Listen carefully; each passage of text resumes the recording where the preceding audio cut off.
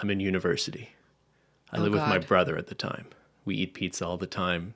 That's our lifestyle. And you have no real responsibilities.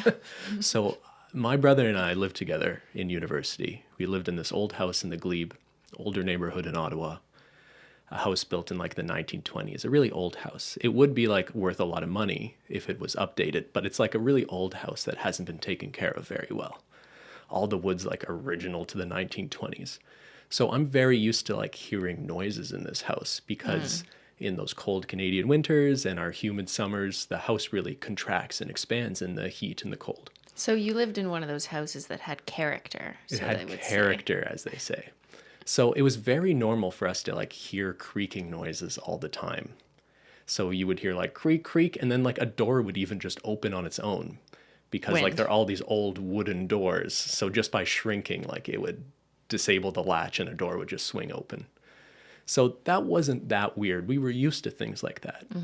But I remember one day I wake up, it's probably early afternoon because that's, I would When you wake up in that's when you wake up. university? And I can hear my brother just like walking around upstairs and whistling. I'm like, that's kind of weird. Like, I don't know what's going on. Was there a girl up there? Maybe there was. So I don't think much of it. I go about I brush my teeth. I wake up and he's still doing it. And I hear him just like walking around in circles, it sounds like whistling. I'm like, this is pretty bizarre. So I walk to the bottom of the stairs. And to get to the bottom of the stairs, I have to pass the front door of the house, which is like a glass door. You can see through it. And I look through the door and I see my brother walking towards the house. So he wasn't upstairs. He wasn't upstairs. So someone was upstairs whistling? So I open the door and I'm like, hey, I thought I heard you upstairs. And we both walk up there together. There's nothing there, no one there, no noise. And it had stopped like as soon as I rounded the corner and saw him through the door. I didn't hear this noise anymore. Like I look up the stairs and there's like no more stomping, no more whistling. So I didn't even really tell him at the time what happened. I was just like, oh, that's weird. I thought I heard you upstairs. Was the TV on? No, nothing was on up the there. radio No one was on? home. There wasn't some strange girl he was hiding up there. Years and years later, he and I are reminiscing about, when we lived together in that house. And he tells me, hey, you want to hear something weird? One time, I thought I heard you at home whistling. What? And Upstairs or I downstairs? think it was the opposite. I think he was up there and he thought I was home. He's like, I thought I heard you whistling one time and I couldn't find you and no one was home.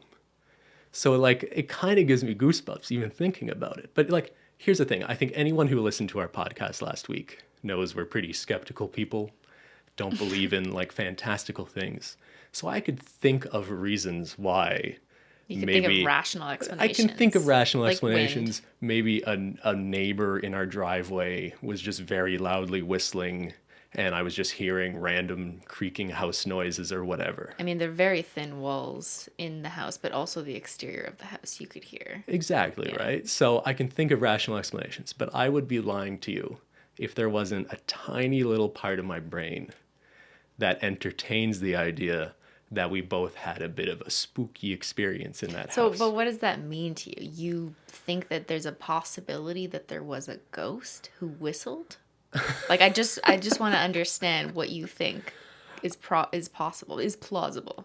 I don't believe in ghosts if I just had to give a straightforward answer to that question. But I'm somewhat open to the possibility that there are things we don't understand. And particularly when it comes to, like, I think there's a reason why, like, houses or hotel rooms where people are brutally murdered and people say they have weird experiences in those rooms after the fact, even if they didn't know anything creepy happened there. I'm not completely closed off, although I am mostly closed off to it.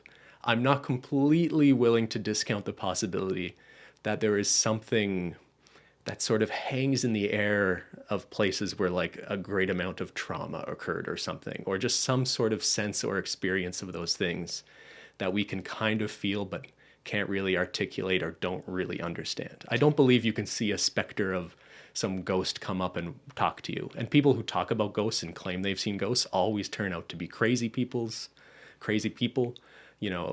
We have cell phones now, so all the people who claim they see UFOs and ghosts and all sorts of crazy things now could have proof to capture those things, and it turns out I think they're mostly just crazy people. But I'm willing to accept there are things we don't understand about the world and what happens after you die, but I don't believe in ghosts.